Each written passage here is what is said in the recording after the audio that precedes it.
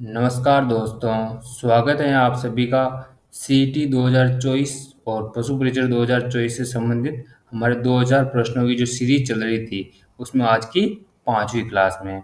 तो आज की क्लास में हम कुल 30 प्रश्नों की डिटेल से बात करेंगे और 2000 प्रश्नों की सीरीज में हमारी 5वीं क्लास होगी ये। तो राजस्थान जीके से संबंधित प्रश्नों की हम बात करेंगे। तो 30 प्रश्नों में से आपके कितने प्रश्न करेक्ट होते हैं लास्ट में कमेंट करके जरूर बताना। और बात करते हैं महत्वपूर्ण प्रश्नों की पहले प्रश्न से। तो 111वें प्रश्न से शुरुआत करेंगे। तो 111वां प्रश्न है हमारा, राजस्थान शब्द का सर्वप्रथम प्रयोग किसने किया था? जो राजस्थान शब्द है, राजस्थान के लिए राजस्थान शब्द का सर्वप्रथम प्रयोग George Thomas, colonel James Tod, G H. Ojha, P A. Smith. Rajasthan शब्द का प्रयोग सर्वप्रथम किसने किया था? जॉर्ज थॉमस ने। ऑप्शन ए करेक्ट हो जाएगा हमारा, जॉर्ज थॉमस ने राजस्थान शब्द का सर्वप्रथम प्रयोग किया था। कब किया था? 1922 में। 1922 में इनकी पुस्तक आई थी, उसमें इन्होंने मतलब कि राजस्थान शब्द का सर्वप्रथम प्रयोग किया था। और बात करते हैं अगले प्रश्न की। तो अगला प्रश्न है हमारा 112वां प्रश्न। 12वां प्रश्न क्या है? 112वां प्रश्न है हमारा, राजस्थान में बांगड़ प्रदेश के जिलों को कौन सा जिला सम्मिलित नहीं है? यानी कि राजस्थान में बांगड़ प्रदेश में जो भी जिले आते हैं, उनमें कौन सा जिला सम्मिलित नहीं है? सीकर, झुंझुनू, चूरू, राजसमंद। तो आंसर कमेंट कीजिए कि बांगड़ प्रदेश जो है किस क्षेत्र में आता है। तो इसमें हमारा आंसर करेक्ट हो जाएगा ऑप्शन डी। राजसमंद जो जिला है वो बांगड़ प्रदेश में नहीं आता। बांगड़ प्रदेश में कौन सा प्रदेश आता है? शेखावटी प्रदेश। जो शेखावटी प्रदेश है, ये कौन से मरुस्थल का भाग है? अर्धशुष्क मरुस्थल का भाग है। हमारे भौतिक प्रदेश है अर्धशुष्क मरुस्थल, उसका भाग है शेखावटी प्रदेश। और शेखावटी प्रदेश को ही बांगड़ प्रदेश कहते हैं। इसमें सीकर, चूरू, झुंझुनू और कौन कौन से नागौर तो नागौरी उच्च भूमि में आता है। इसके अलावा श्री गंगानगर, हनुमानगढ़, ये सब जो है वो शेखावटी प्रदेश में आते हैं। अगला प्रश्न हमारा, तो अगला प्रश्न 113वां प्रश्न। 113वां प्रश्न क्या है? तो 113वां प्रश्न है, सेवर की पहाड़ियों से मतलब कि सेवर की पहाड़ियों से कौन सी नदी का उद्गम होता है? जो सेवर की पहाड़ियाँ हैं, उससे कौन सी नदी का उद्गम होता है? बाणगंगा, बनास, सापी, पश्चिमी बनास। तो सेवर की पहाड़ियाँ जो हैं वो कहाँ पर स्थित हैं? सेवर की पहाड़ियाँ हैं हमारे कहाँ पर? अलवर में। सेवर की पहाड़ियों से कौन सी नदी का उद्गम होता है? साबी नदी का। ऑप्शन सी करेक्ट हो जाएगा। साबी नदी का उद्गम होता है सेवर की पहाड़ियों से। और साबी नदी जो है इसके किनारे कौन सी सभ्यता है? जोधपुरा सभ्यता। ये क्वेश्चन भी इंपॉर्टेंट है, जोधपुरा सभ्यता। एक क्वेश्चन अवश्य पूछा जाता है उद्गम से संबंधित, किस पहाड़ियों से कौन सी नदी उद्गम होती है, उससे संबंधित एक प्रश्न अवश्य पूछा जाता है हर पेपर में। तो ये याद रखना है आपको। और साबी नदी की बात करें तो एक कोटपुतली बहरोड, कोटपुतली बहरोड जो जिला है उसकी प्रमुख नदी है। कोटपुतली बहरोड की प्रमुख नदी है। अगले प्रश्न की बात करते हैं। तो अगला प्रश्न है 114वां प्रश्न। 114वां प्रश्न क्या है हमारा? तो 114वां प्रश्न है, राजस्थान की किस झील से सिंचाई हेतु नहरें निकाली गई हैं? राजस्थान की कौन सी ऐसी झील है? इंपॉर्टेंट क्वेश्चन है। राजस्थान की कौन सी ऐसी झील है जिससे सिंचाई के हेतु नहरें निकाली गई हैं? कायलाना झील, मानासागर झील, जयसमंद झील, आना सागर झील। तो सॉरी, आना सागर है, आना सागर झील और ये माना सागर झील। तो किस झील से मतलब कि सिंचाई हेतु नहरें निकाली गई हैं? तो ऑप्शन सी करेक्ट हो जाए। ये प्रश्न हमने पहले भी किया है। जयसमंद झील जो है इससे सिंचाई के लिए नहरें निकाली गई हैं। और ये किस जिले में? सलूम्बर जिले में। इससे पहले हमने जिला दर्शन की बात की थी, मतलब परिवर्तित स्थलों की क्लास में हमने बात की थी जयसमंद झील की, सलूम्बर जिले में है। इसके किनारे लसाड़िया पठार है, लसाड़िया का पठार है। और इसकी बात करें, इससे दो नहरें निकली गई हैं। कौन कौन सी दो नहरें? तो श्याम नहर और पाट नहर, दो नहरें जो हैं इससे निकाली गई हैं। अगला प्रश्न, ये नहरें जो है सिंचाई के लिए निकाली गई हैं। अगला प्रश्न 105वां प्रश्न, 115वां प्रश्न, सॉरी 115वें प्रश्न की बात करते हैं। छापी परियोजना किस जिले से संबंधित है? छापी परियोजना जो है किस जिले से संबंधित है? बूंदी, बारा, कोटा, झालावाड़। तो छापी परियोजना है जो किस नदी पर है? तो छापी परियोजना है काली सिंध नदी पर, काली सिंध नदी पर। और बात करें छापी परियोजना की, छापी परियोजना किस जिले से संबंधित है? झालावाड़। ऑप्शन डी करेक्ट हो जाएगा, झालावाड़ जिले से संबंधित है छापी परियोजना। अगला प्रश्न हमारा तो 116वां प्रश्न।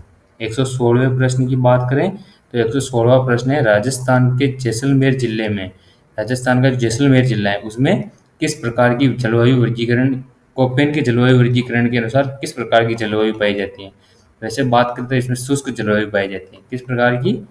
शुष्क जलवायु। सामान्य वर्गीकरण के अनुसार तो इसमें शुष्क जलवायु पाई जाती है, और कोपेन के वर्गीकरण के अनुसार इसमें कौन सी जलवायु पाई जाती है? AW, BWHW, BSHW, CWG।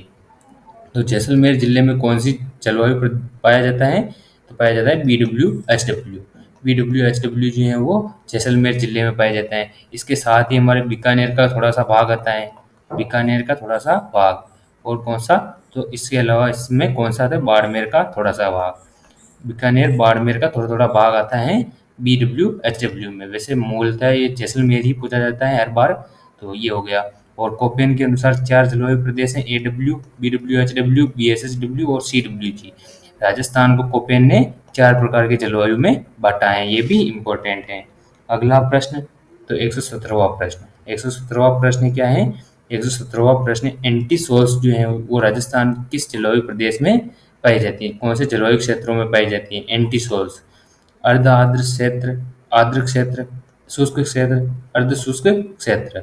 तो एंटीसोल्स जो है वो किस जलवायु क्षेत्र में पाई जाती है? अर्ध शुष्क में। ऑप्शन डी करेक्ट हो जाएगा। अर्ध शुष्क जो क्षेत्र हैं उसमें एंटीसोल्स पाई जाती हैं, एंटीसोल्स पाई जाती है। और शुष्क क्षेत्र में एडिडी सोल्स पाई जाती है, एडिडी सोल्स पाई जाती हैं। और ये दोनों जो मृदाएं हैं ये दोनों सर्वाधिक भाग पर है, राजस्थान में सर्वाधिक भाग पर है, दोनों को मिलाकर सर्वाधिक भाग पर है, पूरे मरुस्थल में है, पूरे मरुस्थल में है। और सामान्यतः कितने कितने प्रकार की मतलब कि मृदाएं हैं? Aridisols, entisols, alfisols, alfisols और इंसेप्टी सोल्स, इंसेप्टी सोल्स। और एक कौन सी? Varti souls, Varti soils. ये जो है वो 5 प्रकार की मतलब कि मृदाएं हैं। अगला प्रश्न तो अगला प्रश्न है 118वां प्रश्न। 118वां प्रश्न क्या है? तो 118वां प्रश्न है हमारा, आदिवासियों के हरे सोने के नाम से किसे जाना जाता है? आदिवासियों का जो हरा सोना है उसके नाम से किसे जाना जाता है? साल्दरवन, थोंक, बांस, गुल्लर। तो आदिवासियों का हरा मतलब कि सोना किसे कहते हैं? बांस को। ऑप्शन सी करेक्ट हो जाएगा, बांस को आदिवासियों का हरा सोना भी कहते हैं। और भीलों का पवित्र वृक्ष कौन सा है? पवित्र वृक्ष कौन सा है? तो इसकी बात करें भीलों का पवित्र वृक्ष तो वो है महुआ। महुआ के पेड़ से शराब बनाई जाती है और भीलों का यह पवित्र वृक्ष है। अगला प्रश्न 119वां प्रश्न। 119वां प्रश्न क्या है? मुकुंदरा हिल्स नेशनल पार्क, जो मुकुंदरा हिल्स नेशनल पार्क है वो किस जिले में आता है? मुकुंदरा हिल्स नेशनल पार्क है, यहाँ पर टाइगर प्रोजेक्ट चलाया गया था, टाइगर प्रोजेक्ट चलाया गया था। वो कब चलाया गया था ये आप बताइए? मतलब कि यहाँ पर टाइगर प्रोजेक्ट चलाया गया था वो कब चलाया गया था? बात करें अलवर में, सवाई माधोपुर में, कोटा में, भरतपुर में। तो मुकुंदरा हिल्स जो नेशनल पार्क है वो कहाँ पर स्थित है? कोटा में। ऑप्शन सी करेक्ट हो जाएगा, कोटा में। और टाइगर प्रोजेक्ट जो है वो कब चला था? इसमें 2013 में। 2013 में यहाँ पर टाइगर प्रोजेक्ट चलाया गया था, बाघ परियोजना। और आपको आंसर कमेंट में करना है कि किस किस जिले में चली थी, मतलब कि जो टाइगर प्रोजेक्ट चला था मुकुंदरा हिल्स अभयारण्य में वो किस किस जिले से संबंधित है, ये आपको कमेंट में बताना है। अगला प्रश्न 120वां प्रश्न। 120वां प्रश्न है कि राजस्थान भारत में निम्न में से कौन सी फसल का सर्वाधिक उत्पादक राज्य है? अगर सामान्यतः ऑप्शन न देकर पूछे तो सर्वाधिक उत्पादक किसका है? बाजरा का। राजस्थान सर्वाधिक उत्पादक किसका है? बाजरा का। बाकी मक्का, मूंगफली, सरसों, कपास। तो ये निम्न में से पूछे तो राजस्थान भारत का सर्वाधिक उत्पादक किसका है? सरसों का। और सरसों अनुसंधान केंद्र कहाँ पर है हमारे राजस्थान में? तो ये है हमारे सेवर भरतपुर में। सेवर भरतपुर में स्थित है कौन सा? तो सरसों अनुसंधान केंद्र, ये आपको याद रखना है। अगला प्रश्न तो अगले प्रश्न की बात करते हैं 121वां प्रश्न। 121वां प्रश्न क्या है? राजस्थान में पेट्रोलियम उत्पादन कितने शहरों में फैला हुआ है? जो पेट्रोलियम उत्पादन है वो कितने शहरों में फैला हुआ है? 11, 13, 14, 16। राजस्थान में पेट्रोलियम उत्पादन कितने शहरों में फैला हुआ है? तो ये हमारे 14 शहरों में। इसे क्या कहते हैं? पेट्रो जोन के नाम से भी जाना जाता है। पेट्रो जोन, पेट्रो जोन के नाम से भी जाना जाता है। और पेट्रो जोन का मुख्यालय या फिर पूछ ले मतलब कि मेन स्थान कहाँ पर है? बालोतरा। बालोतरा में पेट्रो जोन की स्थापना की गई। और इसके 2019 में इसकी मतलब कि उद्घाटन किसके द्वारा किया गया? पीएम नरेंद्र मोदी द्वारा, नरेंद्र मोदी द्वारा किया गया। अगला प्रश्न 122वां प्रश्न। 122वां प्रश्न क्या है? तो 122वां प्रश्न है, राजस्थान में पर्यटन विभाग की स्थापना कब की गई? जो आरटीडीसी है, आरटीडीसी की स्थापना राजस्थान में कब की गई?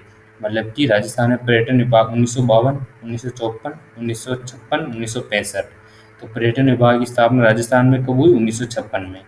राजस्थान में 1956 में आरटीडीसी की स्थापना की गई भारत सरकार द्वारा। अगला प्रश्न 123वां। 123वां प्रश्न क्या है? 123वां प्रश्न है, राजस्थान में स्थापित पहली निजी सूती वस्त्र मिल का नाम है। राजस्थान में पहली स्थापित निजी सूती वस्त्र मिल थी, उसका नाम क्या है? कृष्णा मिल, एडवर्ड मिल, महालक्ष्मी मिल, शार्दुल मिल। पहली बात करें तो निजी मिल में भी सबसे पहले कृष्णा मिल ही आती है, परंतु यहाँ पर हमारे एडवर्ड मिल सही होगा, क्योंकि पेपर में एडवर्ड मिल्स हैं ब्यावर में, उसी को करेक्ट माना गया था। और बात करें कृष्णा मिल की, तो कृष्णा मिल सर्वप्रथम स्थापित मिल है 1889 में। और किसने इसकी स्थापना की? तो दामोदर दास राठी, दामोदर दास राठी। और किसने? एरिक डिक्सन ने। इसकी बात करें 1889 में स्थापना हुई। कृष्णा मिल कहाँ पर है? ये ब्यावर में स्थित है। अगला प्रश्न तो 124वां प्रश्न। तो 124वां प्रश्न क्या है? 124वां प्रश्न है, राजस्थान का सबसे लंबा राजमार्ग कौन सा है? सबसे लंबा राजमार्ग के बारे में पूछा है। सबसे लंबा राजमार्ग कौन सा है? NH 21, NH 56, NH 48, NH 58। Rajasthan का सबसे लंबा राजमार्ग कौन सा है? NH 48। ऑप्शन सी करेक्ट हो जाएगा। NH 48 जो है वो राजस्थान का सबसे लंबा राजमार्ग है। और पुराने नंबर के हिसाब से पूछे तो NH 15 पुराने नंबर के हिसाब से था। अभी तो पूर्व से पश्चिम में अगर जाते हैं, राजस्थान में पूर्व से पश्चिम में जाते हैं तो विषम संख्याओं के आधार पर मतलब कि NH हैं। और सॉरी, उत्तर से दक्षिण में जाते हैं तो विषम संख्याओं के आधार पर है। और पूर्व से पश्चिम में जाते हैं तो मतलब कि पूर्व से पश्चिम में, इधर की ओर पूर्व से पश्चिम में आते हैं तो सम संख्याओं के आधार पर। यह आपको याद रखना है। अगला प्रश्न तो अगला प्रश्न है 125वां प्रश्न। 125वां प्रश्न क्या है? तो 2011 की जनगणना के अनुसार 2011 की जनगणना के अनुसार राजस्थान के किस जिले में जनसंख्या का प्रतिशत सर्वाधिक शहरी क्षेत्र में रहता है? सर्वाधिक शहरी जनसंख्या पूछी है। सर्वाधिक शहरी जनसंख्या प्रतिशत किस जिले में है? जयपुर, जैसलमेर, डूंगरपुर, कोटा। किस जिले में अब आता है? तो कोटा। ऑप्शन डी करेक्ट हो जाएगा। सर्वाधिक शहरी जनसंख्या, सर्वाधिक शहरी जनसंख्या प्रतिशत, सर्वाधिक शहरी जनसंख्या प्रतिशत किसमें है? कोटा में। सबसे ज़्यादा मतलब कि ग्रामीण, सबसे ज़्यादा ग्रामीण जनसंख्या प्रतिशत कहाँ पर है? तो ये हमारे डूंगरपुर में। सबसे कम शहरी, सबसे कम शहरी, सबसे कम शहरी प्रतिशत कहाँ पर है? जैसलमेर में। ये भी आपको याद रखना है। अगला प्रश्न है 126वां प्रश्न। तो 126वां प्रश्न क्या है? 126वां प्रश्न है हमारा, रामगढ़ गैस परियोजना राजस्थान के किस जिले में स्थित है? जो रामगढ़ गैस परियोजना है वो राजस्थान के किस जिले में पड़ती है? जोधपुर, बीकानेर, जैसलमेर, बाड़मेर। तो रामगढ़ गैस जो परियोजना है वो किस जिले में पड़ती है? जैसलमेर में। ऑप्शन सी करेक्ट हो जाएगा। जैसलमेर में पड़ती है रामगढ़ गैस परियोजना। ये किस प्रकार की परियोजना है? प्राकृतिक गैस आधारित, प्राकृतिक गैस आधारित परियोजना है। ये आपको याद रखना है। अगला प्रश्न हमारा तो 127वां प्रश्न। 127वां प्रश्न क्या है? 127वां प्रश्न है, अकबर द्वारा मतलब कि शुक्र तालाब का निर्माण किस जिले में करवाया गया? जो अकबर द्वारा निर्मित शुक्र तालाब, इसका निर्माण कब करवाया गया? आंसर कमेंट कीजिए। बात करते हैं अकबर द्वारा शुक्र तालाब किस जिले में मतलब कि किस किले में निर्मित है? नागौर, जोधपुर, जयपुर, जैसलमेर। कहाँ पर है? नागौर में। ऑप्शन ए करेक्ट हो जाएगा। अकबर द्वारा नागौर दरबार का आयोजन जो करवाया गया था, नागौर दरबार का, आपको अकबर द्वारा नागौर दरबार का आयोजन करवाया गया था 1570 में। 1570 में अकबर द्वारा नागौर दरबार का आयोजन करवाया गया था। उससे संबंधित मतलब कि अकाल राहत हेतु शुक्र तालाब का निर्माण करवाया गया। और इसका मतलब मेन उद्देश्य क्या था, मतलब कि नागौर दरबार का, तो राजपूत राजाओं को मतलब कि अपनी अधीनता स्वीकार करवाना, अधीनता स्वीकार करवाना, ये इसका मेन उद्देश्य था। ये भी कई बार पूछा गया है। अगला प्रश्न, तो 128वां प्रश्न। 128वां प्रश्न क्या है, तो 128वां प्रश्न है हमारा, सर्वोत्तम विलास, गज विलास, ज्वारा विलास, ये किस दुर्ग में स्थित है। ये महल जो है सर्वोत्तम विलास, गज विलास, ज्वारा विलास, ये किस मतलब कि दुर्ग में स्थित है। बाला किला, जालोर दुर्ग, मेहरानगढ़ दुर्ग, सोनारगढ़ दुर्ग। तो सर्वोत्तम विलास, गज विलास और ज्वारा विलास, ये किस दुर्ग में स्थित है, सोनारगढ़ दुर्ग। ऑप्शन डी करेक्ट हो जाएगा, सोनारगढ़ दुर्ग जैसलमेर में स्थित है। कौन सा, तो ये सभी महल, सर्वोत्तम विलास, गज विलास और ज्वारा विलास। बात करें बाला किला की, अभी हाल ही में प्रश्न पूछा गया था बीएसटीसी एग्जाम में। बाला किला को कुंवारा किला भी कहा जाता है, कुंवारा किला भी कहा जाता है। और कुंवारा किला किसे कहते हैं, जिसमें, वह किला जिसमें मतलब कि एक भी शाखा नहीं हुआ हो, एक भी शाखा या आक्रमण नहीं हुआ, एक भी शाखा यहाँ पे आक्रमण नहीं हुआ है। बाला किला कहाँ पर है, अलवर में। बाला किला है हमारे अलवर में स्थित है। अगला प्रश्न, तो 129वां प्रश्न। 129वां प्रश्न क्या है, डूंगरपुर के निकट नौलखा बावड़ी किसने बनवाई। जो डूंगरपुर में नौलखा बावड़ी है उसका निर्माण किसने करवाया, नाथावती, परिमल देवी, रामरस दे, किशोरी देवी। तो नौलखा बावड़ी का निर्माण किसके द्वारा करवाया गया, नाथावती के द्वारा। ऑप्शन ए करेक्ट हो जाएगा, डूंगरपुर में जो नौलखा बावड़ी है उसका निर्माण नाथावती द्वारा करवाया गया। राम रसदे, जो राम रसदे थी वो जो राव जोधा था उसकी, राव जोधा की पत्नी थी। और इसके द्वारा मेहरानगढ़ दुर्ग में रानी जी की बावड़ी का निर्माण करवाया गया, रानी जी की बावड़ी का निर्माण करवाया गया। अगला प्रश्न हमारा, तो अगले प्रश्न की बात करते हैं हमारे 130वां प्रश्न। 130वां प्रश्न क्या है, तो 130वें प्रश्न की बात करते हैं, जयपुर में गोविंद देव जी मंदिर का निर्माण किसने करवाया। जो जयपुर में गोविंद देव जी का मंदिर है उसका निर्माण महाराजा प्रताप सिंह, सोई जय सिंह, सोई ईश्वरी सिंह, राजा मान सिंह। तो गोविंद देव जी का जो मंदिर है, गोविंद देव जी के मंदिर का निर्माण किसके द्वारा करवाया गया, महाराजा प्रताप सिंह द्वारा। ऑप्शन ए करेक्ट हो जाएगा, प्रताप सिंह जो था, सोए प्रताप सिंह जो था उसके द्वारा गोविंद देव जी मंदिर का निर्माण करवाया गया। और कब करवाया गया, 1735 ईस्वी में। 1735 ईस्वी में गोविंद देव जी मंदिर का निर्माण प्रताप सिंह ने करवाया, जयपुर में स्थित है। 131वां प्रश्न। 131वां प्रश्न है, जसवंत थड़ा का निर्माण किसने करवाया। तो आप कमेंट कीजिए, जसवंत थड़ा जो है वो किस मतलब कि दुर्ग में स्थित है। बात करते हैं जसवंत थड़े का निर्माण किसने करवाया, महाराजा वक्त सिंह, महाराजा सरदार सिंह, महाराजा उमेद सिंह, महाराजा विजय सिंह। तो जसवंत थड़े का निर्माण जो है वो महाराजा सरदार सिंह द्वारा करवाया गया। सरदार सिंह के पिताजी जो थे जसवंत सिंह द्वितीय, जो महाराजा सरदार सिंह के पिताजी थे उनकी याद में इन्होंने जसवंत थड़े का निर्माण करवाया। और ये किस दुर्ग में, मेहरानगढ़ दुर्ग में, मेहरानगढ़ दुर्ग में स्थित है। और बात करें इसकी, तो इसे इसे मतलब क्या कहते हैं, मारवाड़ का ताजमहल, मारवाड़ का ताजमहल कहा जाता है, मारवाड़ का ताजमहल कहा जाता है जसवंत थड़े को। और जसवंत थड़े में ही मतलब कि जोधपुर के शासकों का राज तिलक होता था। अगला प्रश्न, तो ये प्रश्न है 132वां प्रश्न। चल फिर शाह की दरगाह कहाँ स्थित है। चल फिर शाह की दरगाह है वो कहाँ पर, यहाँ पे किस दुर्ग में स्थित है, चित्तौड़गढ़ दुर्ग, अजमेर दुर्ग, नागौर दुर्ग, जयपुर के किले में। तो चल फिर शाह की दरगाह किस दुर्ग में स्थित है, चित्तौड़गढ़ दुर्ग में। ऑप्शन ए करेक्ट हो जाएगा, चित्तौड़गढ़ दुर्ग में स्थित है चल फिर शाह की दरगाह। अगला प्रश्न 133वां प्रश्न। 133वां प्रश्न क्या है, तो 133वें प्रश्न की बात करते हैं, धौलागढ़ देवी का मंदिर किस जिले में स्थित है। तो आंसर कमेंट कीजिए, धौलागढ़ देवी का मंदिर जो है वो किस जिले में स्थित है, करौली, भरतपुर, बूंदी, अलवर। देवी देवताओं से संबंधित एक प्रश्न आता है, देवी देवताओं से संबंधित किसी भी एग्जाम में एक प्रश्न अवश्य पूछा जाता है।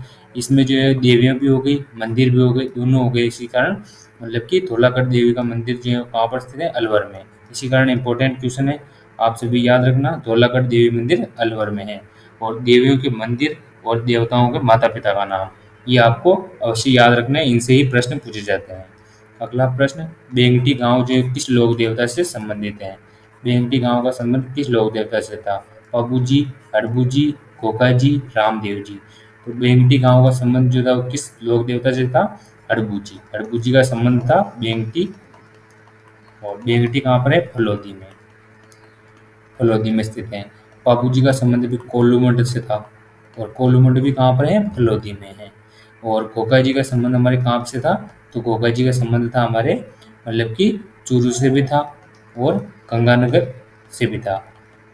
गंगानगर से भी था, और हनुमानगढ़ से भी था। घोघा मेडी जो है वो नौहर हनुमानगढ़ में स्थित है। बाकी चूरू में इनका प्रमुख मंदिर स्थित है।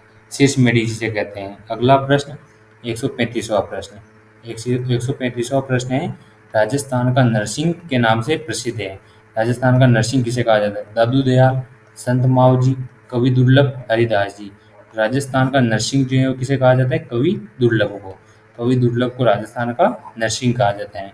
दादू दयाल को राजस्थान का कबीर कहा जाता है। क्या कहा जाता है? कबीर कहा जाता है। अगला प्रश्न हमारा, तो अगला प्रश्न है 136वां प्रश्न। 136वां प्रश्न क्या है? निम्नलिखित में से कौन सा शासक चित्रकला शैली से सही सुमेलित नहीं है? इंपॉर्टेंट क्वेश्चन है, प्रीवियस ईयर में पूछा गया प्रश्न है।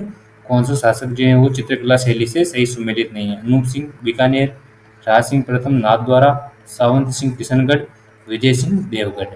तो कौन सा शासक? अनूप सिंह बीकानेर में था, करेक्ट है। गुस्ता कला फेमस है यहाँ की, गुस्ता कला। राज सिंह नाथद्वारा से था, पिछवाइयाँ फेमस है, पिछवाइयाँ फेमस है। राज सिंह प्रथम। सावंत सिंह किशनगढ़ से था, बनी ठनी। इसके समय बनी ठनी का चित्रण हुआ नागरी दास द्वारा, नागरी दास द्वारा। बात करें विजय सिंह, तो विजय सिंह नहीं था देवगढ़ में। देवगढ़ में जो था वो जय सिंह था, जय सिंह द्वितीय। जय सिंह द्वितीय जो था वो इसमें देवगढ़ से संबंधित था, विजय सिंह नहीं था। अगला प्रश्न, अगला प्रश्न है 137वां प्रश्न। 137वां प्रश्न है, निम्न में से कौन सा नृत्य कालबेलियों का नहीं है? कालबेलियों से संबंधित कौन सा नृत्य नहीं है? सांकरिया, वालर, पनिहारी, इंडोनी। तो कालबेलिया जाति से संबंधित नृत्य कौन सा नहीं है? वालर नृत्य। वालर नृत्य ऑप्शन बी करेक्ट हो जाएगा। ये किससे संबंधित है? गरासियों से, गरासिया जनजाति से संबंधित है, और गरासियों का घूमर भी कहते हैं। गरासियों का घूमर भी कहा जाता है, इसे गरासियों का घूमर कहते हैं। और गरासियों का मतलब कि प्रमुख नृत्य बिना वाद्य यंत्र के किया जाता है, बिना वाद्य यंत्र के किया जाता है। और बात करें कालबेलिया जाति के नृत्य, चार प्रमुख है, सांकरिया, पनिहारी, इंडोनी और बांगड़िया। ये चार नृत्य आपको याद रखने, इनमें से ही प्रश्न पूछे जाते हैं कालबेलिया जाति में। अगला प्रश्न, तो अगला प्रश्न है हमारा 138वां प्रश्न। 138वां प्रश्न क्या है? 138वां प्रश्न है, वाद्य यंत्र जो कच्ची घोड़ी जो नृत्य है उसके साथ बजाया जाता है। कच्ची घोड़ी नृत्य कहाँ का प्रसिद्ध है? कमेंट कीजिए। काम्याचा, अलगोजा, झांझ, सुरनई। तो कच्ची घोड़ी नृत्य के साथ कौन सा मतलब कि वाद्य यंत्र बजाया जाता है? झांझ वाद्य यंत्र। ऑप्शन सी करेक्ट हो जाएगा। झांझ वाद्य यंत्र जो है वो कच्ची घोड़ी नृत्य के साथ बजाया जाता है। और ये जो है वो किस क्षेत्र का प्रसिद्ध है? शेखावटी, शेखावटी क्षेत्र का प्रसिद्ध है। यह प्रकार का व्यावसायिक नृत्य है। ये प्रश्न भी पूछा गया है, किस प्रकार का नृत्य है? एक प्रकार का व्यावसायिक नृत्य है। अगला प्रश्न 139वां प्रश्न, बहुत ही सरल प्रश्न है। चार वेद कहाँ का लोक नाट्य है? चार वेद लोक नाट्य जो है कहाँ का लोक नाट्य है? भरतपुर, जयपुर, टोंक, जालौर। तो ऑप्शन सी करेक्ट हो जाएगा, टोंक। चार वेद जो लोक नाट्य है टोंक का है। 140वें प्रश्न, आज के अंतिम प्रश्न की बात करते हैं। 140वां प्रश्न है, राजस्थान में ग्रीष्म महोत्सव का कहाँ मनाया जाता है? जो ग्रीष्म महोत्सव है वो कहाँ मनाया जाता है? जयपुर, पुष्कर, जोधपुर, माउंट आबू। तो ग्रीष्म महोत्सव का आयोजन कहाँ पर होता है? माउंट आबू में। ऑप्शन डी करेक्ट हो जाएगा, माउंट आबू सिरोही में जो है वो ग्रीष्म महोत्सव का आयोजन होता है। बात करते हैं, तो ये हो गए हमारे 30 प्रश्न। 30 प्रश्न आज की क्लास में हमारे हो गए।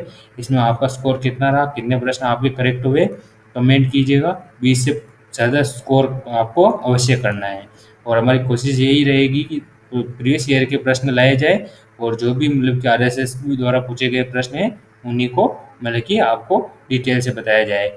मिलते हैं नेक्स्ट क्लास में। तो आज की क्लास अच्छी लगी हो तो क्लास को लाइक करें, और चैनल पर नए हो तो चैनल को सब्सक्राइब करें। धन्यवाद।